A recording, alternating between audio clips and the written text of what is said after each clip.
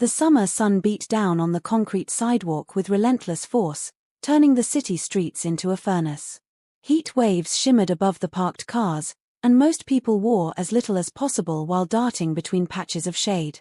But Simone Harris walked straight through the blazing afternoon wearing a thick, navy blue winter coat that reached her knees, her beautiful dark skin glistening with perspiration that soaked through her white tank top underneath. She clutched the coat closed with both hands, her breathing heavy and labored as sweat dripped down her temples. Every step felt like wading through molten air. Her vision blurred at the edges, and she could feel her heart pounding too fast in her chest. The coat weighed on her shoulders like lead, but she couldn't take it off. She wouldn't take it off. Inside the lining, pressed against her ribs and stomach, she could feel them moving. Two tiny bodies, warm and alive, depending on her to keep them hidden and safe. She'd tucked them into the inside pockets that morning, and they'd been there for 6 hours now. They needed her. She couldn't let them down, no matter how much the heat made her head spin. Simone stumbled slightly, catching herself against a lamppost. The metal was scorching hot, and she jerked her hand away. Her mouth was so dry she couldn't swallow properly. Just 2 more blocks. 2 more blocks to her apartment where she could give them water, where she could finally breathe without this suffocating weight. But her legs felt weak, and black spots danced in her vision. Miss, are you all right? The voice cut through her heat-addled thoughts. Simone looked up to see a tall white man with dark blonde hair approaching her with concern etched across his handsome features. He wore an expensive-looking grey suit, though he'd removed the jacket and rolled up his sleeves in deference to the heat. His blue eyes studied her with genuine worry. "You're going to pass out," he said, moving closer. "You need to get out of this heat. Why are you wearing that coat?" Simone tried to speak, but her tongue felt thick. She shook her head, pressing the coat tighter against her body. She felt something squirm inside and knew he couldn't find out. Her landlord had made it clear. Absolutely no pets. If anyone reported her, she'd be evicted, and she couldn't afford to lose her apartment. Not when she was barely making rent as it was, working double shifts at the nursing home and extra hours at the bookstore. I'm fine, she managed to croak out, but even she didn't believe it. The man looked around quickly, then back at her. "No, you're not. There's a cafe right there with air conditioning. Please, let me at least buy you some water before you collapse." Simone wanted to refuse. She didn't take charity. She'd learned that lesson growing up in the foster system, how accepting help always came with strings attached. But another wave of dizziness washed over her, and she realized she might actually faint right here on the sidewalk. If she collapsed, someone would call an ambulance. Hospitals meant bills she couldn't pay. And they might open her coat, discover what she was hiding. "Okay," she whispered, and relief flooded his face. He gently took her elbow, supporting her weight as they walked the short distance to the cafe. The moment they stepped inside, the blast of cold air made Simone gasp. It felt like diving into a cool lake after burning in the desert. The man guided her to a corner booth and signaled to a waitress. "Water, please. A whole pitcher if you have it. And some ice." The waitress nodded and hurried off. The man sat across from Simone, studying her with those intense blue eyes. "I'm Julian," he said softly. "Julian Campbell." "Simone," she replied, still clutching her coat closed even though she desperately wanted to open it in the blessed coolness. "Simone Harris." The waitress returned with a pitcher of ice water and 2 glasses. Julian immediately poured one and pushed it toward Simone. "Drink slowly," he instructed. "You don't want to shock your system." Simone took the glass with a shaking hand and sipped. The cold water sliding down her parched throat felt like heaven. She drank half the glass before setting it down, already feeling more human. But she was also acutely aware of the tiny movements against her stomach, little paws pressing through the fabric of her tank top. She needed to check on them, make sure they were okay. "Thank you," she said, meaning it. "I should get home now." "In a minute," Julian said gently. "Let yourself cool down first. You were about to collapse out there." He paused, his gaze dropping to her coat. "I have to ask, why are you wearing that? It's 95 degrees outside." Simone's throat tightened. She could make up a lie, say she had a medical condition or that she was cold-natured. But there was something about the genuine concern in his eyes that made her tired of hiding. She'd been carrying this secret for 3 days now, terrified every moment that someone would find out, that she'd lose everything. She started, then stopped. She looked around the cafe to make sure no one was paying attention to them. Everyone seemed focused on their own conversations or their phones. Taking a deep breath, she slowly unbuttoned the top of her coat and pulled back one side just enough for him to see inside. 2 pairs of tiny green eyes blinked up at Julian from the inside pocket. 2 small grey and white kittens, no more than 8 weeks old, huddled together against Simone's body. They mewed softly, their little pink mouths opening to show needle-like teeth. Julian's eyes widened, but not with anger or disgust. His expression softened into something that looked like wonder. "Oh," he breathed. "That's what you've been hiding. Have you ever had to hide something precious because the world wouldn't understand? Drop a comment below telling me what you would do in Simone's situation, and don't forget to subscribe so you don't miss what happens next." Simone quickly closed her coat again, her heart racing as she watched Julian's reaction. She'd expected judgment, maybe even disgust that she'd been carrying animals around in the heat. Instead, he looked at her with something that resembled admiration. "How long have you been carrying them like that?" he asked quietly. 3 days, Simone admitted, her voice barely above a whisper. "I found them in a dumpster behind my building. They were crying, and their mother she was dead. Someone had thrown them away like trash." She felt tears prick her eyes at the memory. "I couldn't just leave them there. But my landlord has a strict no-pets policy. I've been trying to find someone to take them, but everyone I've asked already has pets or can't afford them or just doesn't want the responsibility. So you've been hiding them in your apartment and carrying them around during the day?" Julian's tone held no criticism, only curiosity. Simone nodded. "I work 2 jobs. The nursing home during the day, the bookstore at night. I can't leave them alone for 12 hours. They're too young. They need to be fed every few hours, and they need someone to care about them." She wiped at her eyes with the back of her hand. "I know it's stupid. I can barely afford to feed myself, and here I am trying to save 2 kittens. But I couldn't let them die. I just couldn't." Julian was quiet for a moment, then poured her more water. "That's not stupid," he said firmly. "That's one of the most compassionate things I've ever heard." He leaned back in his seat, appearing to consider something. "But you can't keep carrying them around in this heat. You're going to hurt yourself, and you might hurt them too. They need a cooler environment." "I know," Simone said miserably. "But I don't know what else to do. The shelters are all full, and I can't afford a pet deposit even if I could find a place that allows animals. I'm barely making rent as it is." She hated admitting her poverty to this obviously wealthy stranger, but she was too exhausted and heatsick to maintain her pride. Julian drummed his fingers on the table, thinking. Then his face cleared, as if he'd come to a decision. "I have a solution," he said. "My penthouse allows pets. Actually, the building actively welcomes them. There's even a dog park on the roof. Let me take them for now, just temporarily, while you find them permanent homes. They'll be safe, cool, and well-fed. You can visit them whenever you want to check on them." Simone stared at him, certain she'd misheard. You want to take them? Just like that? You don't even know me." "I know enough," Julian said simply. "I know you're willing to risk heat exhaustion to keep 2 helpless kittens safe. I know you work 2 jobs and still found room in your life to care for something other than yourself. That tells me everything I need to know about your character." He smiled, and it transformed his already handsome face into something warm and genuine. "Besides, I've been thinking about getting a pet. I work too much, and my place feels empty. This would be good for me too." It was too generous. Too easy. Simone had learned long ago that nothing came without a price. There had to be a catch, some expectation of payment or favor. But looking into Julian's eyes, she saw only sincerity. And the kittens squirmed against her stomach again, reminding her that they were suffering in this heat just as much as she had been. "You're serious?" she asked, needing confirmation. "Completely serious." Julian pulled out his phone. Let me call my car.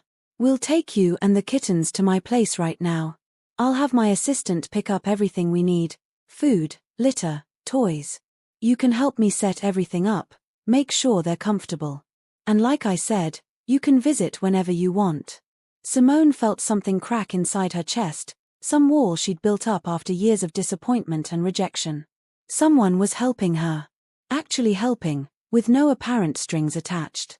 She wanted to refuse on principle, to maintain her independence. But she thought about the kittens pressed against her overheated skin, about how they deserved better than what she could give them right now. Okay, she said, her voice thick with emotion. Thank you. I don't know how to thank you enough. You already did, Julian said, standing up. You saved their lives. I'm just providing a temporary foster home. He held out his hand to help her up. Come on. Let's get them somewhere safe. 20 minutes later, Simone found herself stepping out of a luxury car in front of a gleaming high-rise building. The doorman greeted Julian by name and didn't even blink when Simone carefully opened her coat to give the kittens some air. Inside the elevator, Julian pressed the button for the penthouse, and they rode up in comfortable silence. When the elevator doors opened directly into his apartment, Simone couldn't help but gasp. Floor-to-ceiling windows overlooked the entire city, and the space was decorated in clean, modern lines with comfortable-looking furniture. It was easily 10 times the size of her cramped studio apartment. Bathroom is down that hall if you want to wash up, Julian said, already pulling out his phone again. I'm going to order supplies. Is there anything specific they need? Simone carefully extracted the kittens from her coat, finally able to remove the suffocating garment. Both kittens mewed and stretched, seeming relieved to be free. She cradled them against her chest, and they immediately started purring. Kitten formula, she said. They're too young for regular food yet. And a heating pad, set on low. They need warmth, just not coat in summer warmth. She felt tears threatening again. I'm so sorry I put you through that, she whispered to the kittens. Hey, Julian said softly, crossing to her. You did your best with what you had. That's all anyone can do. But now they're safe, and so are you. That's what matters. As Simone looked down at the purring kittens and then up at this unexpected stranger who'd shown her such kindness, she felt something shift in her world. Maybe not everyone expected something in return. Maybe sometimes people helped simply because it was the right thing to do. Over the next few hours, Julian's apartment transformed into a kitten paradise. His assistant, a efficient woman named Claire Peterson, arrived with bags full of supplies, premium kitten formula, soft beds, toys, a litter box, and even a small cat tree. Simone sat on Julian's plush carpet, bottle feeding the kittens while he assembled the cat tree nearby. You're good at that, Julian observed, watching as she expertly held the tiny bottle at just the right angle. I used to volunteer at an animal shelter when I was 16, Simone explained. Before I aged out of foster care and had to focus on working. I always loved taking care of the bottle babies. She smiled down at the grey kitten in her lap, who nursed enthusiastically. This one is a fighter. She was the one crying the loudest when I found them. What are their names? Julian asked. Simone felt her cheeks warm. I've been calling them Storm and Cloud. Because of their coloring. I know it's silly. It's perfect, Julian said firmly. He finished tightening the last bolt on the cat tree and stood back to admire his work. There. What do you think? I think they'll love it once they're big enough to climb it. Simone switched kittens, letting the fed one toddle around on the carpet while she picked up the other. This one, Cloud, was smaller and more timid. Come on, little one. You need to eat too. Julian settled onto the carpet beside her, watching as Cloud hesitantly latched onto the bottle. Tell me about yourself, he said. You mentioned foster care. Simone usually deflected questions about her past, but something about the quiet apartment and Julian's genuine interest made her want to talk. I went into the system when I was 7. My mom struggled with addiction, and there was no other family. I bounced around different homes until I aged out at 18. She kept her voice matter-of-fact, not wanting pity. Some homes were good, some weren't. But I made it through. Got my GED, then my nursing assistant certification. I've been working ever since. That takes incredible strength, Julian said quietly. It takes survival, Simone corrected. You do what you have to do. She watched Cloud's eyes drift closed as the kitten nursed, the tiny body relaxing in her hands. But I always told myself that when I made it, when I had my own place and stability, I'd get a pet. Something that was mine to love and care for. Something that would never leave. She laughed softly, but there was pain in it. Turns out I found them before I was ready. Julian was quiet for a moment, seeming to absorb her words. Then he said, I grew up with everything I could want materially, but my parents were always working. Building the family business. I basically raised myself with the help of nannies and tutors. He smiled, but it didn't reach his eyes. I'm not comparing our experiences. I know I had advantages you didn't. But I understand loneliness. I understand wanting something that's yours, something that won't leave. Simone looked at him with new understanding. Here was this billionaire, living in a penthouse that probably cost more than she'd earn in her lifetime, admitting to the same emptiness she felt. Maybe wealth didn't fill all the holes in a person's heart. Is that why you agreed to help? She asked. Because you're lonely too. Partly, Julian admitted. But mostly because I could see how much you cared. And because. He hesitated, then continued, because I'm tired of living in a world where people look the other way. You didn't look away from those kittens. That's rare. Cloud finished eating and yawned widely, showing her tiny pink tongue. Simone set down the bottle and cuddled both kittens against her chest, feeling their purrs vibrate through her body. For the first time in days, she felt the tension leave her shoulders. They were safe. Finally safe. I should go, she said reluctantly, checking the time on her phone. I have a shift at the bookstore in an hour. Wait, Julian said. He stood up and walked to his desk, returning with a business card. This is going to sound forward, but please hear me out. He handed her the card. My foundation is opening a community center in the neighborhood where you found Storm and Cloud.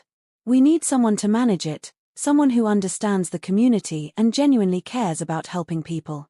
The pay is $60,000 a year, full benefits, reasonable hours. I think you'd be perfect for it. Simone stared at the card, then at him. You're offering me a job.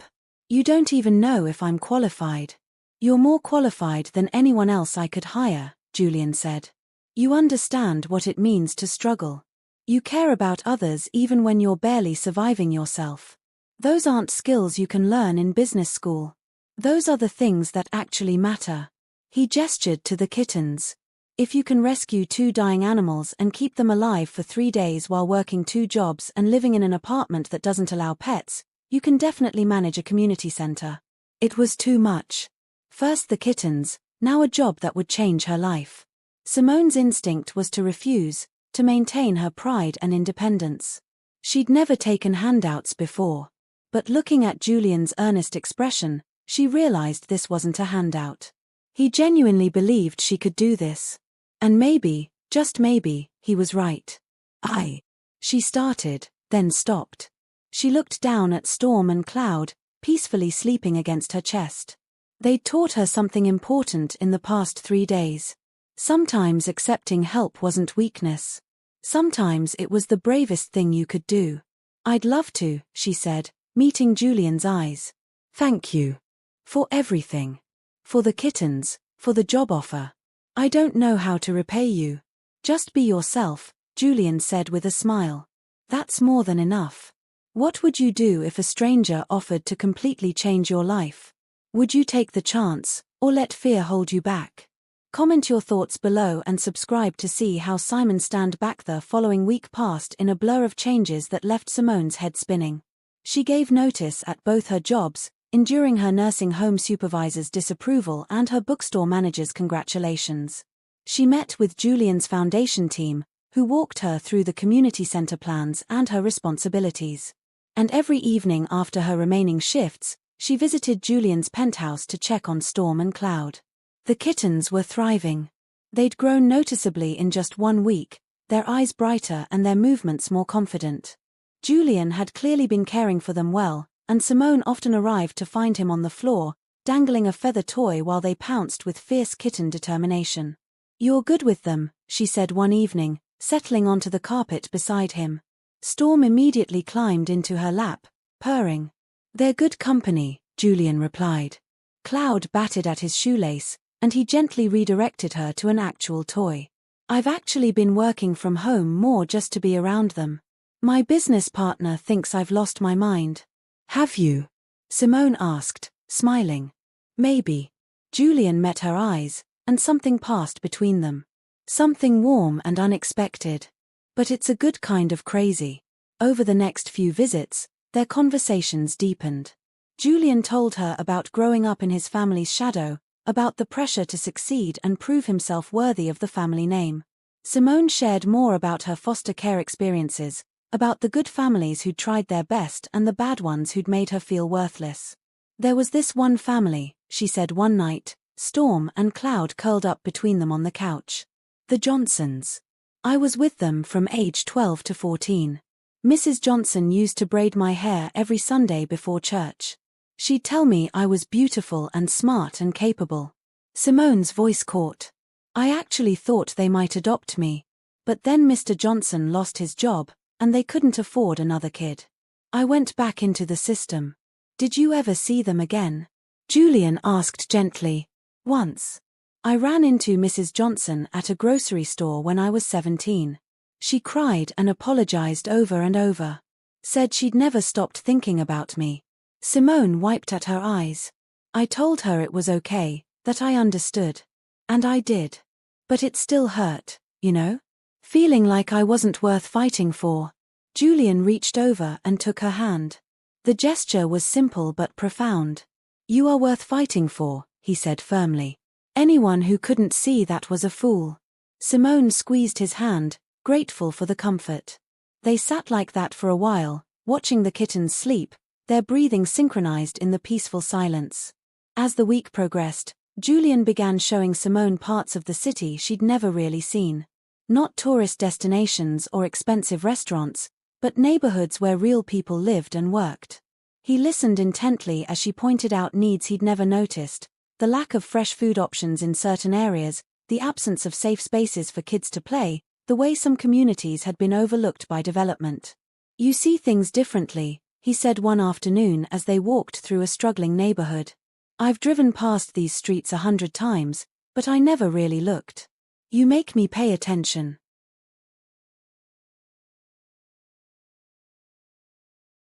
"That's because I've lived it," Simone replied.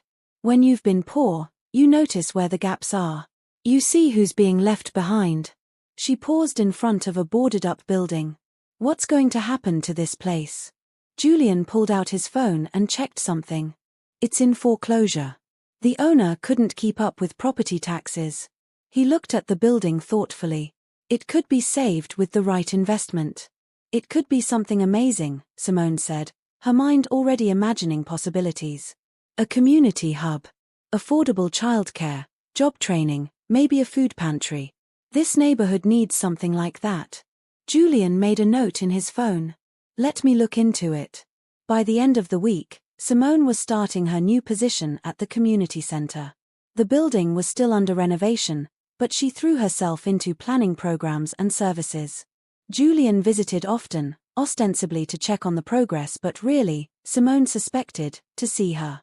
She found herself looking forward to those visits, to the way his face lit up when he walked in, to their conversations that stretched long past business necessity. On Friday evening, Julian arrived at the community center with takeout food and Storm and Cloud in a cat carrier. "I thought they might want to see their mom," he explained, setting the carrier down carefully. "Their mom?" Simone repeated, opening the carrier. The kittens tumbled out and immediately started exploring. "You," Julian clarified. "You're the one who saved them. That makes you their mom." Simone felt warmth spread through her chest. "I've been thinking," she said slowly, watching the kittens play. "My new apartment allows pets. It's bigger than my old place, thanks to the salary increase. I was wondering, could I adopt them? Both of them?"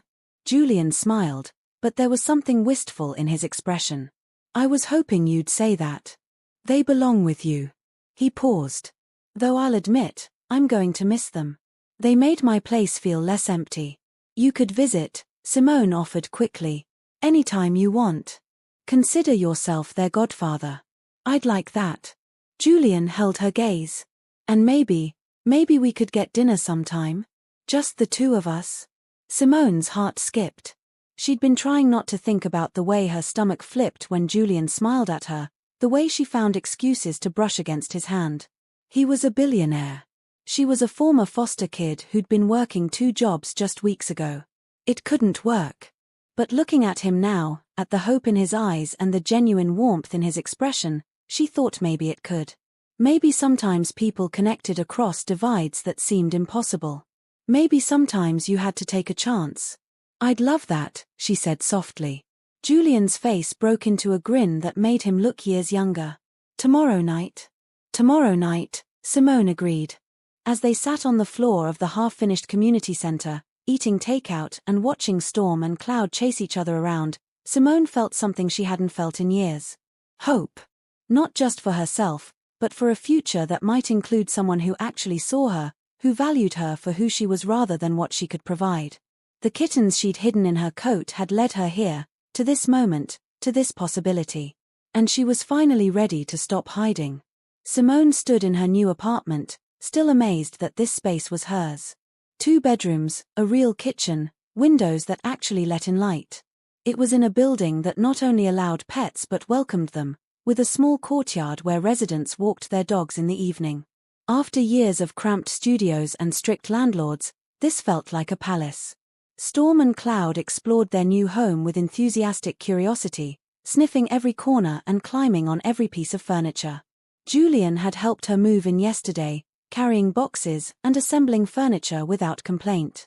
His expensive shirt had gotten dusty and his hair disheveled, but he just laughed and worked harder. When everything was finally in place, he'd ordered pizza and they'd eaten sitting on her new couch, watching the kittens chase shadows across the wall. Now it was Saturday evening, and Simone was getting ready for their dinner date. She stood in front of her closet, second-guessing every outfit choice. Nothing seemed right. Too casual, too formal, too worn, too cheap-looking. She finally settled on a simple navy dress she'd bought years ago for a job interview, paired with the only nice shoes she owned. Her phone buzzed. Julian, I'm outside whenever you're ready. No rush. Simone took a deep breath, checked her reflection one more time, and headed downstairs. Julian leaned against his car, wearing dark jeans and a white button-down with the sleeves rolled up. When he saw her, his face transformed with a smile that made her stomach flutter. You look beautiful, he said simply. You clean up pretty well yourself, Simone replied, accepting his hand as he opened the car door for her. She'd expected him to take her somewhere fancy and intimidating, but instead they drove to a small family-owned restaurant in her old neighborhood. The kind of place with checkered tablecloths and photos of the owner's family on the walls. Simone looked at Julian questioningly. You mentioned once that you used to come here on your birthday when you were a teenager, he said. That Mrs. Chen always gave you extra dumplings. I thought maybe you'd want to come back. Simone felt tears prick her eyes. He'd remembered such a small detail from a passing comment. I haven't been here in years. I didn't think I could afford it anymore. Tonight, you don't have to worry about that, Julian said. Tonight is about celebrating your new beginning. New job, new apartment, new life. Inside, Mrs. Helen Chen spotted them immediately and rushed over, her face lighting up with recognition. Simone. Little Simone. Look at you, all grown up and beautiful. She pulled Simone into a warm hug, then stepped back to study her. And with such a handsome man. You finally found yourself someone good. Simone blushed. We're friends. Mrs. Chen gave her a knowing look but didn't comment. She seated them at a corner table and immediately brought over a pot of jasmine tea and a plate of dumplings. On the house, she insisted. For my girl. As they ate, conversation flowed easily. Julian asked about her plans for the community center, and Simone found herself talking animatedly about the programs she wanted to implement: after-school tutoring, resume workshops, a community garden, support groups for former foster youth. I want it to be the kind of place I needed when I was younger, she explained. Somewhere you could go and feel safe. Where people actually cared about helping, not just checking boxes. She paused, chopsticks halfway to her mouth. Does that sound naive? It sounds necessary, Julian said firmly. And I want to help make it happen. Not just with funding, but with connections, resources, whatever you need. He reached across the table and took her hand. I meant what I said before. You see things I don't.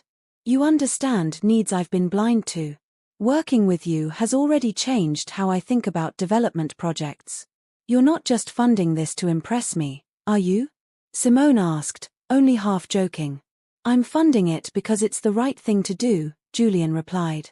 The fact that it lets me spend more time with an incredible woman is just a bonus. He smiled. Though I admit, I am trying to impress you. Is it working? Simone laughed. Maybe a little. After dinner, they walked through the neighborhood as the sun set. Julian pointed out the building they'd seen before, the one in foreclosure. I bought it, he said casually.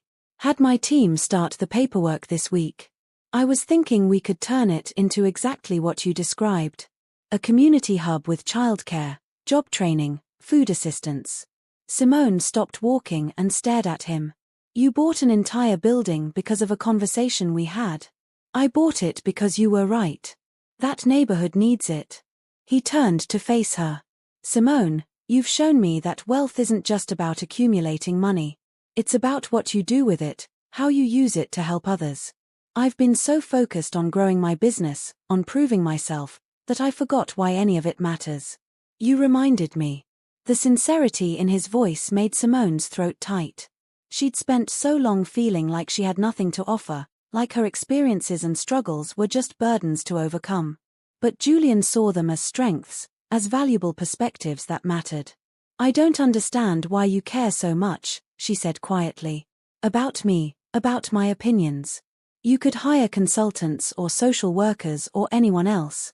Because you're not just telling me what communities need, Julian said, stepping closer. You're showing me. You're living it every day. And because.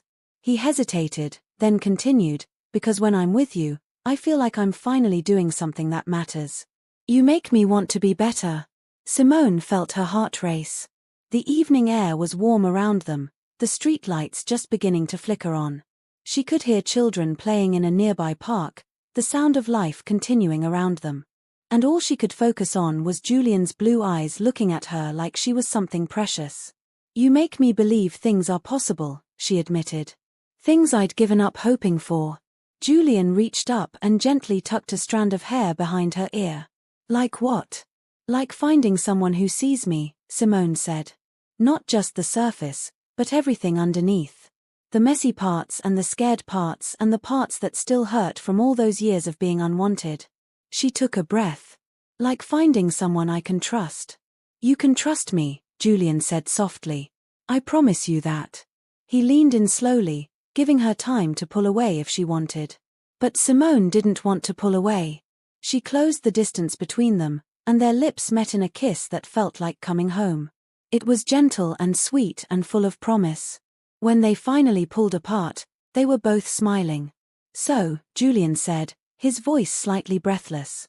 Are we still just friends? Simone laughed. I think we might be a little more than that now. They walked back to her apartment hand in hand, talking about everything and nothing. At her door, Julian kissed her again, then waited until she was safely inside before leaving. Simone leaned against the door, storm and cloud weaving around her ankles, and couldn't stop smiling. Her phone buzzed with a text from Julian. Thank you for tonight. For trusting me. For being you.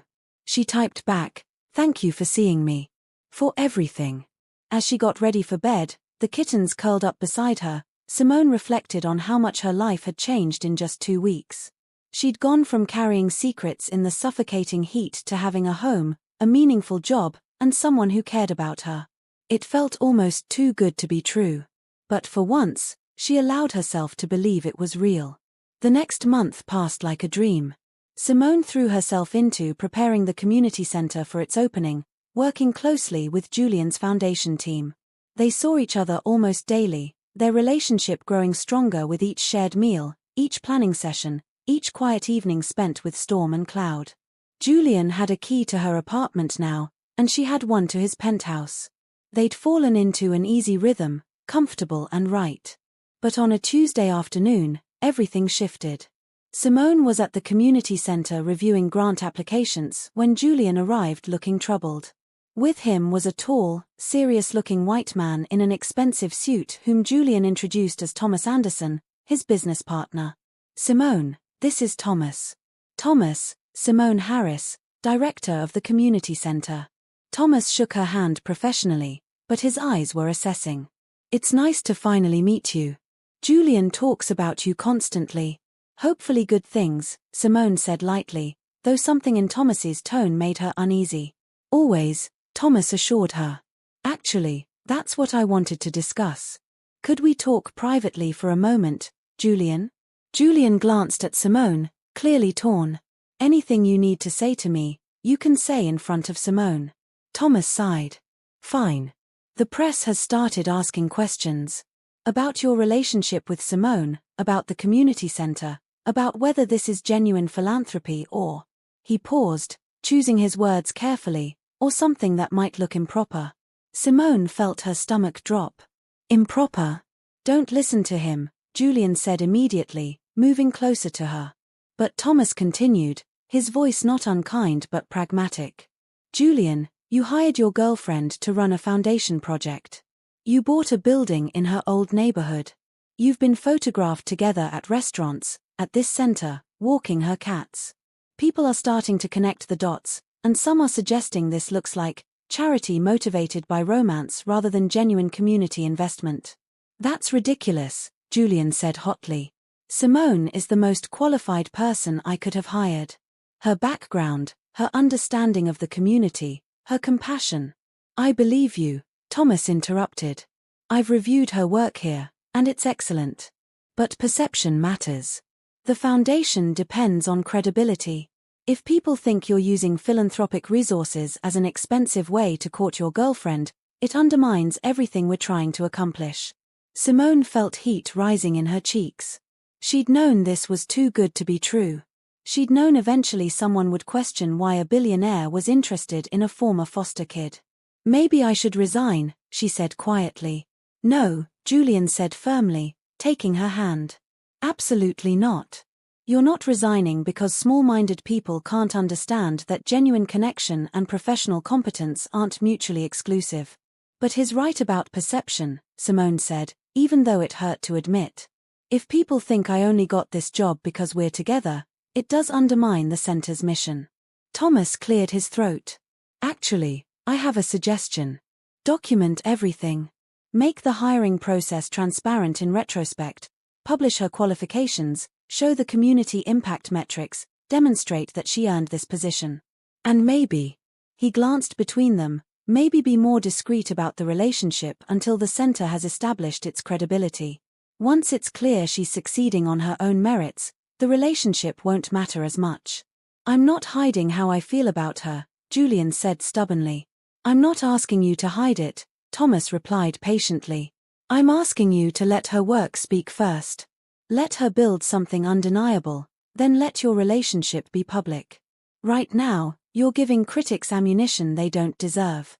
Simone pulled her hand from Julian's, wrapping her arms around herself. This was exactly what she'd feared. That being with Julian would somehow diminish her, would make everything she accomplished seem like a gift rather than something earned. "He might be right," she said softly. "Simone. No, listen." She met Julian's eyes, seeing the frustration and protectiveness there. "I need to prove myself. Not just to other people, but to myself. I need to know I got this position because I'm good at it, not because you care about me." "You know that's true," Julian said. "I know you believe it," Simone corrected. "But I need everyone else to believe it too. Including me." She turned to Thomas. "What do you suggest?" Over the next hour, they developed a plan. The foundation would issue a press release detailing Simone's qualifications and the rigorous community outreach that had led to her hiring. They'd document her accomplishments to date and set measurable goals for the center's first year. Julian and Simone would maintain a professional relationship in public while the center established itself. After Thomas left, Julian pulled Simone into his arms. "I hate this," he said into her hair. "I hate that we have to justify ourselves to anyone." "I do too," Simone admitted. "But maybe it's for the best. This way, when the center succeeds, and it will succeed, no one can say it's because of our relationship. It'll be because the work matters." Julian pulled back to look at her. "You know I think you're incredible, right? That my feelings for you have nothing to do with whether you're running this center or working at a bookstore." "I know," Simone said, and she meant it. "But I need the world to see what you see. I need to prove it to them, and to myself." "You have nothing to prove," Julian insisted. "Maybe not to you," Simone said. "But to that little girl who bounced from foster home to foster home feeling like she wasn't worth keeping? To her, I have everything to prove." Julian's eyes softened with understanding. "Okay," he said. "We'll do it your way. But after hours, when it's just us. I'm not hiding how I feel." "I wouldn't want you to," Simone said, reaching up to kiss him. "This doesn't change us. It just changes how we present ourselves for a while." As she walked Julian out, she tried to ignore the knot of anxiety in her stomach. She believed in the community center, in the programs she was building. But doubt whispered in her ear, what if Thomas was right? What if people would always question whether she'd earned her position? What if she couldn't separate her success from Julian's influence? That night, curled up in bed with Storm and Cloud, Simone made herself a promise. She would work harder than anyone expected. She would make the community center so successful, so impactful, that no one could question whether she deserved to be there. She would prove that she was more than just the girl Julian Campbell had rescued from the heat. She would prove she'd always been worth believing in. 3 months later, the community center was thriving beyond anyone's initial expectations. Simone had implemented after-school programs serving 50 kids daily, job training workshops with an 80% placement rate, and a food pantry that had become a lifeline for 200 families. Local news had featured her work twice, praising her innovative approach and genuine connection to the community. And through it all, she and Julian had maintained careful professional distance in public. At the center, they were director and foundation representative. But in private, their relationship had only deepened. They spent evenings at her apartment or his penthouse, cooking dinner together, watching movies, talking about everything from childhood memories to dreams for the future. Storm and Cloud had grown into confident young cats who divided their time between Simone's place and Julian's, much like their humans. Now Simone stood in front of her closet again, but this time the anxiety was different. Tonight was the Foundation's annual charity gala, a glittering event where donors and community leaders gathered to celebrate philanthropic achievements. Julian had invited her as his date, not as the community center director. It would be their first public appearance as a couple. "You're going to be amazing," her friend and assistant director, Patricia Monroe, said from the doorway. Patricia, a warm African-American woman in her 40s, had become both colleague and mentor over the past months. "That dress is perfect." Simone smoothed down the emerald green gown she'd bought for the occasion. It was the most expensive piece of clothing she'd ever owned, and she still felt guilty about the purchase. "What if people think I don't belong there?" "Then they'd be wrong," Patricia said firmly. "You've earned your place at that gala 10 times over. You've transformed this center into something special. Stop doubting yourself." The doorbell rang. Julian, looking devastatingly handsome in a black tuxedo, stood there with a corsage in his hand. His eyes widened when he saw her. "Wow. You look, wow." Simone laughed despite her nerves. "Eloquent." "You've stolen all my words," Julian said, helping her with the corsage. "White roses, simple and elegant. Ready, as I'll ever be." The gala was held in a grand ballroom downtown, all crystal chandeliers and marble floors. Simone had never been anywhere so luxurious. Men in tuxedos and women in designer gowns mingled with champagne glasses, their laughter echoing off the high ceilings. She felt Julian's hand steady on her back as they entered. "You've got this," he murmured. "Just be yourself." They made their way through the crowd, Julian introducing her to various foundation board members and donors. Simone found her rhythm, speaking passionately about the community center's work when asked. Several donors expressed genuine interest in expanding the programs, and one woman asked for Simone's card to discuss replicating the model in other neighborhoods. "See," Julian whispered when they had a moment alone. "You're a natural." Then a tall white woman in a silver gown approached, her smile friendly. "Julian, introduce me to your date. Rachel, this is Simone Harris. Simone, my sister Rachel Campbell." Simone shook Rachel's hand, trying not to let her nervousness show. This was the first family member she'd met. "It's nice to meet you. I've heard so much about you," Rachel said warmly. "Julian won't stop talking about the community center and about you. He's absolutely smitten." "Rachel," Julian said, embarrassed. "What?" "It's true." Rachel turned back to Simone. "I have to say, thank you. I haven't seen my brother this happy in years. He used to be all work and no life. Now he actually smiles." Simone felt warmth spread through her chest. "He makes me smile too." "Good," Rachel said decisively. "Then you should join us for family dinner next Sunday." "I insist. I want to get to know the woman who's captured my brother's heart."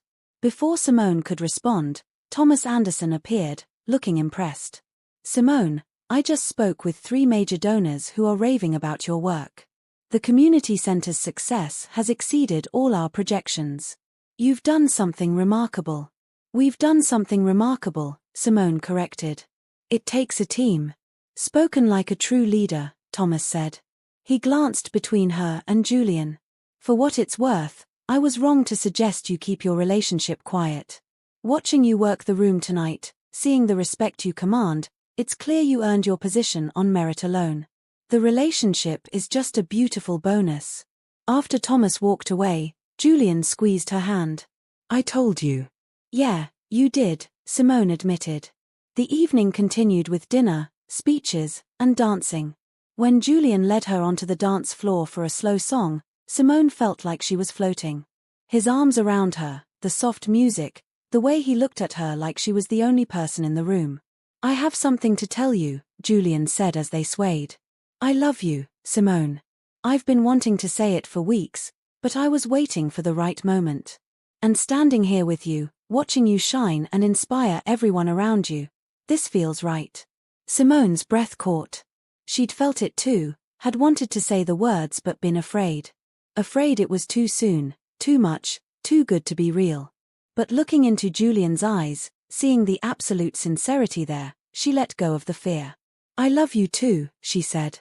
"I think I started falling for you the moment you insisted on helping with the kittens. When you saw someone struggling and couldn't walk away.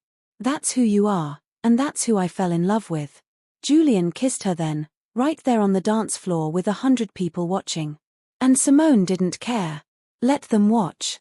Let them see that she'd found someone who valued her, who loved her not despite her past but including all of it.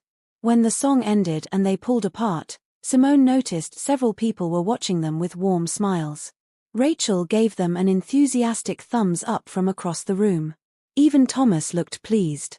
As the gala wound down, Julian and Simone stood on the balcony overlooking the city lights. "So," Julian said, pulling her close against the cool evening air. "Sunday dinner with my family. Think you can handle the Campbells?" "If they're anything like Rachel, I think I'll be fine," Simone said. Then, more seriously, "Are you sure you want this? All of it?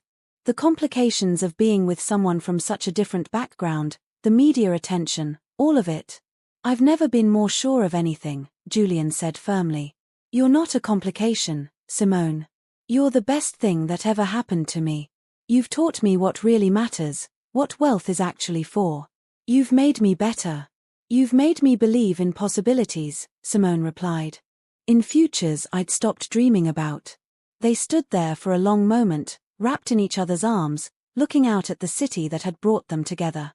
Somewhere in that sprawling metropolis was the dumpster where Simone had found 2 crying kittens. That moment had changed everything, had led her here. Sometimes, she thought, the universe conspired to give you exactly what you needed, exactly when you needed it. You just had to be brave enough to stop hiding and accept it. Have you ever found love in the most unexpected place? Share your story in the comments and subscribe to see what challenges Simone and Julian face next on their journey together. The following months brought changes that Simone couldn't have imagined a year ago. Sunday dinners with the Campbell family became a regular tradition. Julian's parents, initially formal and reserved, warmed to her as they saw how happy she made their son. His mother, Catherine Campbell, even started volunteering at the community center, teaching financial literacy classes. The community center itself had become a model program. News outlets from across the country featured Simone's work, and she found herself invited to speak at conferences about community-based development. She always accepted, always used the platform to talk about the importance of lived experience in philanthropic work, about listening to communities rather than imposing solutions. Julian supported her every step, attending her speaking engagements when he could, celebrating her successes. But he also listened when she talked about expanding the programs, about her vision for replicating the model in other neighborhoods. His foundation began working on plans to open 3 more centers across the city, all based on Simone's framework. One evening, they sat in Simone's apartment reviewing architectural plans for the new centers. Storm and Cloud, now fully grown, napped on the couch between them. Julian had insisted that Simone lead the expansion project, that her vision guide every decision. "This is too much," Simone said, looking at the budget numbers. "We can't possibly need this much space." "You're thinking too small," Julian said gently. "These communities deserve the best facilities we can build. Don't limit your vision because you're used to making do with less." It was a pattern Simone was learning to recognize in herself. Years of scarcity had taught her to think small, to make do, to not ask for too much. But Julian kept pushing her to dream bigger, to demand better for the communities she served. "Okay," she said, taking a breath. "Then I want to add a medical clinic to each center. Basic care, nothing fancy, but something for people without insurance. And a legal aid office. So many people need help with housing issues or custody battles or immigration paperwork, and they can't afford lawyers." Julian made notes on his tablet. "Done. What else?" "A computer lab with high-speed internet. Digital literacy classes. A recording studio for young musicians who don't have access to equipment." Ideas flowed now, her vision expanding. Art spaces, dance studios, places where people can create and express themselves. "I love it," Julian said, his eyes bright with enthusiasm. "This is exactly the kind of thinking we need. You're not just addressing immediate needs, you're creating opportunities for people to discover their potential." "That's what was missing from my childhood," Simone explained. "I had social workers who helped with basic needs, and I'm grateful for that. But no one asked what I dreamed about, what I wanted to create. I want these centers to do both. Meet immediate needs while nurturing dreams." They worked late into the night, refining plans and budgets. When they finally closed the laptop, exhausted but satisfied, Julian pulled Simone close. "You know what amazes me about you," he said. "You could have become bitter.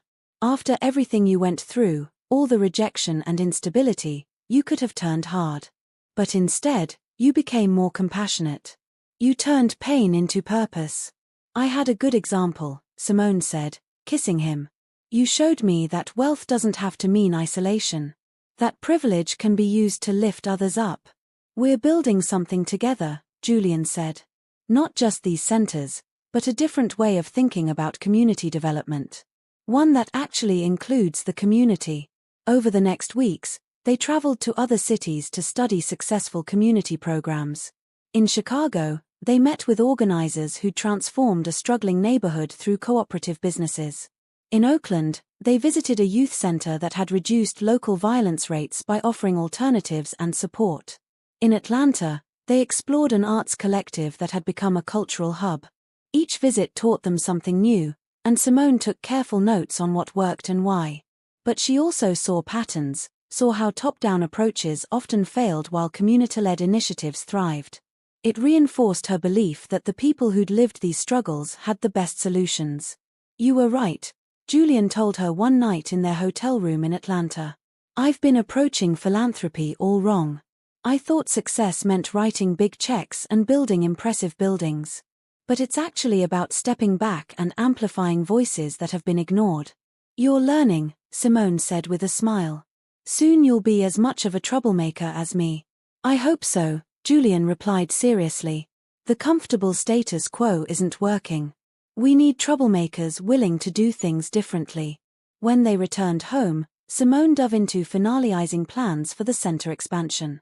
She hired staff with lived experience in the communities they'd serve, prioritizing people who understood the challenges firsthand. She created advisory boards made up of neighborhood residents. She built in mechanisms for community feedback and direction. Julian watched her work with obvious admiration. You're creating something that's going to outlast both of us, he said. These centers will be here for generations, helping people long after we're gone. That's the goal, Simone agreed. I want kids growing up in these neighborhoods to have places that feel like theirs. Places that support their dreams instead of limiting them. One Saturday, they were at the original community center when a young African-American girl, maybe 10 years old, approached Simone shyly. Miss Simone, she said. I just wanted to say thank you. Before this place opened, I didn't think someone like me could do anything important. But you came from foster care like my cousin, and look what you did. You made me think maybe I could do something important too. Simone knelt down to the girl's level, tears pricking her eyes. What's your name, sweetheart? Destiny. Destiny, you listen to me. You can do anything you set your mind to. Don't let anyone tell you different. And if you ever need help or support or just someone to believe in you, you come here. This place exists for kids like you. Like me. We're going to make sure you have every opportunity to succeed. After the girl left, beaming, Julian wrapped his arms around Simone from behind. That, he said softly, is exactly why this matters. You're not just changing policies or building facilities. You're changing how kids see themselves and their futures. Simone leaned back against him, watching through the window as Destiny rejoined her friends in the courtyard. I used to be that kid, she said quietly. The one who thought her circumstances defined her ceiling. If I can show even one child that there's more possible, then everything was worth it. Every hard foster home, every struggle, every moment of doubt. It led me here, to this work, to you. To us, Julian corrected.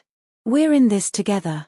And standing there in the community center they'd built together, surrounded by the sound of children playing and families connecting, Simone felt something she'd searched for her whole life. Purpose. Belonging. Home. Not just a physical place, but a sense of rightness about her path and the person beside her walking it. The kittens she'd hidden in her coat had brought her to Julian. But their shared commitment to helping others had built something deeper than romance. They'd become true partners, working toward a common goal bigger than both of them. And that, Simone thought, was the kind of foundation that could weather anything. 3 weeks later, Simone received an unexpected phone call. A social worker named Jennifer White was calling about Mrs. Patricia Brooks, the foster mother who'd cared for Simone from age 12 to 14. The same woman she'd run into at the grocery store years ago, the one who'd cried and apologized for not being able to keep her. Mrs. Brooks has been diagnosed with late-stage cancer, Jennifer explained gently. She's in hospice care.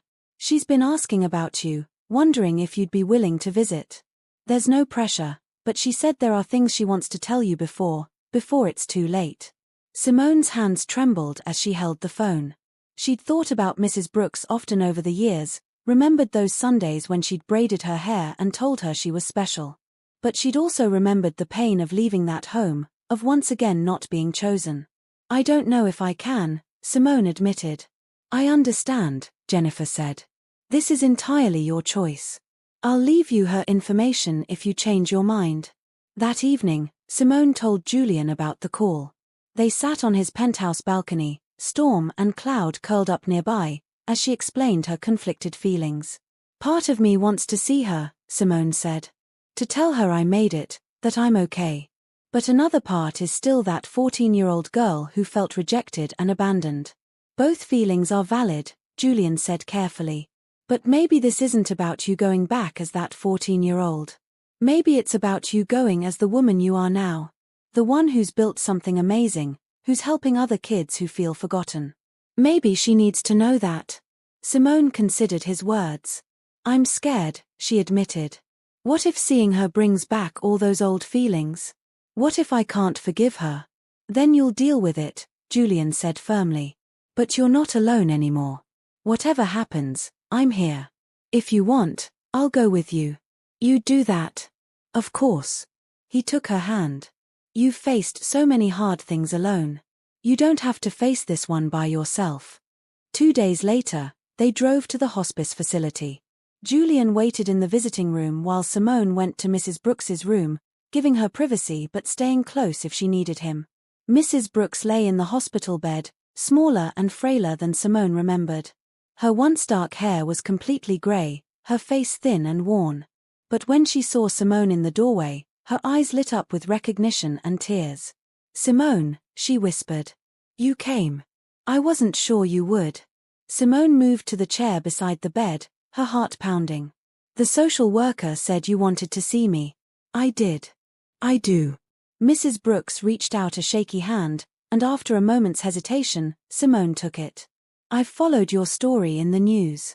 The community center, the work you're doing. I'm so proud of you. So incredibly proud. Thank you, Simone said, her throat tight. But that's not why I asked you here. Mrs. Brooks's eyes filled with tears. I need to apologize. I need you to understand what happened when you left us. You don't have to. Please, Mrs. Brooks interrupted gently. Let me say this. When my husband lost his job, we were drowning financially. We tried everything to keep you. I begged the agency to let us maintain custody, said we'd figure it out. But they had rules about income requirements, about providing adequate care. They said it wasn't in your best interest to stay with a family facing financial instability. Simone felt tears slip down her cheeks. I thought you didn't want me anymore. That I wasn't worth the trouble. Oh, sweetheart, no. Mrs. Brooks squeezed her hand with surprising strength. You were never trouble. Letting you go was the hardest thing I ever did. I fought for months afterward to get you back, but by then you'd been placed elsewhere, and they said moving you again would be disruptive. I failed you. I should have fought harder. You did your best, Simone said, finally understanding. The system failed us both. You couldn't control your husband losing his job, and I couldn't control being in foster care. We were both just trying to survive. You have such a generous heart, Mrs. Brooks said, wiping at her eyes. That's what I wanted you to know. That you were loved. That losing you broke my heart. That I never stopped thinking about you or hoping you were okay. She paused, breathing shallowly. And I wanted to tell you that I see now why it happened. Because you were meant for bigger things than our small house could offer. You were meant to help hundreds of kids, to build something that changes lives. If you'd stayed with us, maybe you wouldn't have developed the strength and compassion that drives your work now. Maybe, Simone said softly. But I would have traded all of it for a family. I know, Mrs. Brooks said. And I'm sorry you had to choose. But look at you now. You found love, built a career, created a home. You became exactly who you were meant to be. And some lucky man gets to love the incredible woman you became. Simone smiled through her tears. His name is Julian. He's in the waiting room. Would you like to meet him? I would love that. Simone brought Julian in, and Mrs. Brooks's face brightened further. They talked for over an hour, with Mrs. Brooks sharing memories of young Simone and asking about their plans.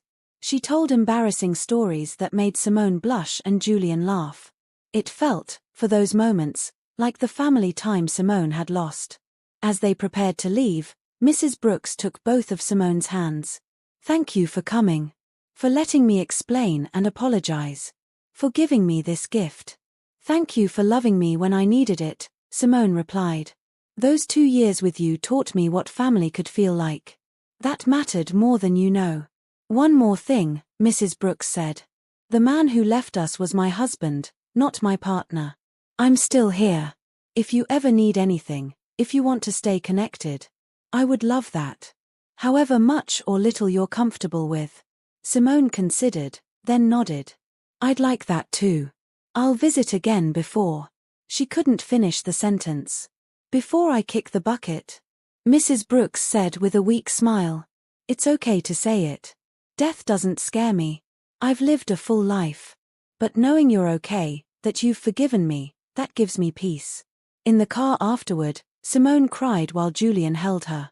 I didn't realize how much I needed that, she said. How much I needed to hear that I was wanted, that leaving me wasn't a choice. I'm glad you went, Julian said, stroking her hair. I'm glad you got closure. It's not closure exactly, Simone said, sitting up. It's more like understanding.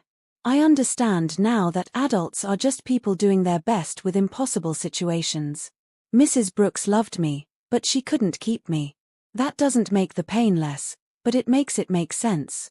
Over the next weeks, Simone visited Mrs. Brooks regularly, sometimes with Julian, sometimes alone. They talked about everything: Simone's childhood memories, her plans for the community center expansion, her relationship with Julian. Mrs. Brooks shared advice about marriage and family, about holding on to love when life got hard. When Mrs. Brooks passed away quietly one Tuesday morning, Simone grieved but also felt grateful. They'd found each other again, had made peace with the past. At the funeral, Simone spoke about how Mrs. Brooks had shown her what family could be, how that template had helped her recognize real love when Julian came into her life. She taught me that love isn't always about forever, Simone said to the gathered mourners. Sometimes it's about showing up for the time you have and making it matter. She did that for me. And I'll carry those lessons forward in how I love others and how I serve my community. After the funeral, Julian wrapped his arms around her. You okay? He asked. Yeah, Simone said. I'm sad, but I'm also grateful. I got to thank her and tell her I forgive her. Not everyone gets that chance. And she got to see that I'm happy, that I made it. That matters. You more than made it, Julian said. You're changing the world.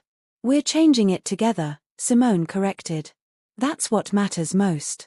As they drove home, Simone reflected on how facing her past had freed something in her heart. She'd been carrying so much old hurt, so much unresolved pain. Making peace with Mrs. Brooks had helped her fully embrace her present and future. She was ready now for whatever came next, secure in the knowledge that she was loved and capable and enough. Ready to build the life she'd always deserved. 6 months after Mrs. Brooks's passing, the expanded community centers opened simultaneously across the city. It was a bright Saturday morning, and hundreds of people gathered at each location to celebrate. Simone stood at the original center, overwhelmed by the turnout and the energy in the air. Children ran through the new playground, their laughter echoing off the buildings. Parents toured the medical clinic and job training facilities. Teenagers explored the recording studio and art spaces. The courtyard was filled with food trucks and local vendors, musicians playing, people dancing. It was everything Simone had dreamed of and more. Julian found her standing at the edge of the celebration, tears in her eyes. Hey, he said softly. You good? I'm perfect, Simone said. Look at this. Look at what we built. You built, Julian corrected. I just wrote checks. You made it real. Simone turned to face him. We built it together. Your resources and my vision. Your connections and my community knowledge. That's how real change happens. When people with different experiences work together. Then let's keep working together, Julian said. He reached into his pocket and pulled out a small velvet box, then dropped to one knee right there in the courtyard. Simone's hands flew to her mouth as people around them began to notice, the music quieting, conversations pausing. Simone Harris, Julian said, his voice carrying across the suddenly silent courtyard, you walked into my life hiding 2 kittens in a coat, too kind to let anything helpless suffer. You showed me what really matters, what wealth is actually for, what love means. You've made me better in every possible way. You've taught me about strength and compassion and building something that lasts. He opened the box to reveal a simple, elegant ring with a single diamond. Will you marry me? Will you let me spend the rest of my life being your partner in all things? Simone looked down at Julian, then around at the gathered crowd. She saw Destiny, the young girl who'd thanked her months ago, jumping up and down with excitement. She saw Patricia Monroe dabbing at her eyes. She saw Rachel Campbell filming on her phone. She saw community members she'd worked with, families she'd helped, children she'd mentored. All of them waiting, hoping. And she thought about the journey that had brought her here. The foster homes and the struggles, the 2 crying kittens that had changed everything, the billionaire who'd seen past her poverty to her heart. The community center they'd built together, the lives they were touching, the future they were creating. Yes, she said clearly. Yes, absolutely yes. Julian stood and slipped the ring onto her finger as the crowd erupted in cheers. He kissed her, and cameras flashed, and people clapped and whistled. When they pulled apart, both laughing and crying, Simone saw Storm and Cloud watching from a nearby bench where Rachel had been cat-sitting them. Even the cats seemed to be celebrating, their tails high and proud. The rest of the day passed in a blur of congratulations and celebrations. Julian's parents arrived with champagne, and his father made a toast about finding your equal partner. Patricia organized an impromptu engagement party in the community center's multipurpose room. The local news showed up to cover the engagement, tying it into the center opening story. As evening fell and the crowds finally dispersed, Simone and Julian sat on the bench with Storm and Cloud, watching the last families leave. The cats had grown into beautiful, confident animals, Storm bold and adventurous while Cloud remained sweet and gentle. "Remember when you first opened your coat and showed me these 2? Julian asked, scratching behind Cloud's ears. "I thought you'd judge me," Simone admitted. "For being careless enough to get heat exhaustion over 2 kittens. I thought you were the bravest person I'd ever met," Julian said. "Sacrificing yourself for something helpless. That's who you are. That's who I fell in love with." "And you're the person who stopped to help a stranger," Simone replied. "Who saw someone struggling and couldn't walk away. That's who I fell in love with." Storm jumped down and stalked a leaf blowing across the courtyard, still kitten-like despite being fully grown. Cloud settled more firmly into Simone's lap, purring loudly. "So," Julian said, "Mrs. Simone Campbell. Has a nice ring to it." "I was thinking Simone Harris Campbell," Simone said. "I don't want to lose my name. It's the one constant through all my different homes." "Simone Harris Campbell it is," Julian agreed easily. "Whatever makes you happy." They sat in comfortable silence as the sky darkened and stars began appearing. Simone thought about 14-year-old her, the girl who'd left Mrs. Brooks's house believing she was unwanted and unworthy. If she could go back and tell that girl what was coming, would she even believe it? A career helping others, a man who loved her completely, a family she was building, a future bright with possibility. "What are you thinking about?" Julian asked. "About how finding Storm and Cloud changed everything," Simone said. "If I hadn't found them, if I hadn't been wearing that coat in the heat, we might never have met. The universe has a funny way of working things out," Julian mused. "Maybe we were meant to find each other. You needed someone to believe in you, and I needed someone to show me what really mattered. Or maybe we just got lucky," Simone said with a smile. "Either way, I'm grateful." "Me too," Julian said, kissing her temple. "Me too." A year later, they married in the courtyard of the original community center, surrounded by the community they'd built together. Patricia officiated. Destiny was a junior bridesmaid. Rachel stood as maid of honor, and Thomas was Julian's best man. Storm and Cloud wore little bow ties and were carried down the aisle in baskets. The reception was a neighborhood celebration, with food trucks and dancing and children running everywhere. It wasn't fancy or formal, but it was real and joyful and full of love. Exactly what both Simone and Julian wanted. During their first dance, Julian whispered in Simone's ear, "Thank you for saying yes. To the marriage, to the partnership, to building this life together." "Thank you for stopping that day," Simone replied. "For seeing me when I felt invisible. For helping me believe I deserved good things." "You deserved everything," Julian said firmly. "You still do. And I'm going to spend the rest of our lives making sure you know it." As they swayed together, surrounded by friends and community and the sound of celebration, Simone felt complete. She'd found her person, her purpose, her home. Not just a physical place, but a sense of belonging she'd searched for her entire life. The girl who'd hidden 2 kittens in a coat, sweating through the summer heat rather than let them suffer, had grown into a woman who'd built a sanctuary for hundreds. The girl who'd been passed through foster homes, always temporary and never quite fitting, had become a wife and a leader and someone who mattered. And the 2 cats who'd brought her and Julian together lounged on a nearby table, Storm stealing hors d'oeuvres while Cloud napped peacefully, completely unaware of the pivotal role they'd played in this love story. Sometimes the smallest acts of kindness ripple outward in ways you can never predict. Simone had saved 2 lives that day in the dumpster. But in doing so, she'd saved her own life too. She'd found her path, her partner, her purpose. She'd found home. The end.